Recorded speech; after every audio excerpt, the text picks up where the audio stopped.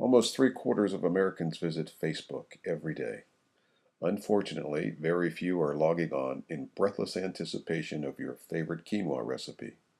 Social media has become the junkyard of cheapskates in search of name recognition. Sorry, I had to say it.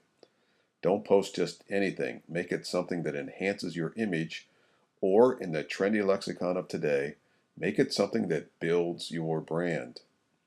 You realize that your Facebook posts are seen by few of your followers or likers, don't you? But for about $50, you can get into this news feed of thousands in your area who meet the criteria you specify.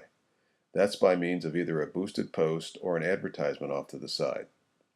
Twitter puts your message out to every follower, but anyone who tries to catch all their tweets in a day is probably living rent-free in his or her mother's basement. What to do? Post or tweet judiciously.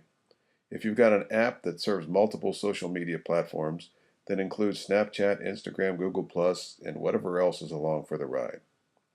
Time out for an important disclaimer. There is nothing magically different about the use of various social media platforms. If I'm a player on the New York Jets and I'm traded to the Minnesota Vikings, I have to learn the Vikings playbook. But it's still blocking, tackling, running, throwing, catching, and the various elements of football. Social media is advertising, albeit a subtle form. You want to deliver the right message at the right time to the right audience.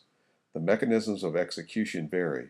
Some advanced features may be available on one and not others, so you'll have to learn the playbooks of each. But the basics are still the same.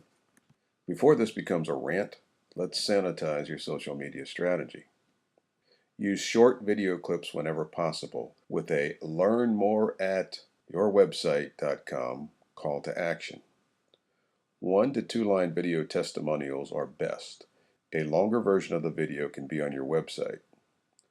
Feel free to craft a short worded message such as, "A patient told me today PEMF makes me feel more energized than any time in the last 20 years.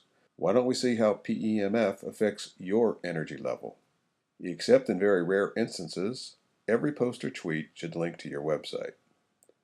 Restrict yourself to topics of your expertise or quote an expert on the topic.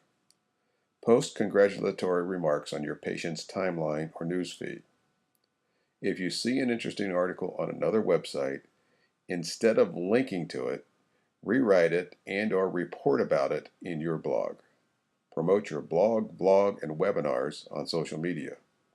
Be an encourager. Don't forget that it's a pay-to-play scheme, so pony up for boosted posts and ads.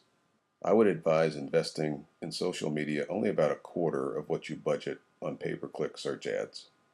As I mentioned earlier, social media will create awareness and some will swirl down your funnel when their health eventually requires your service.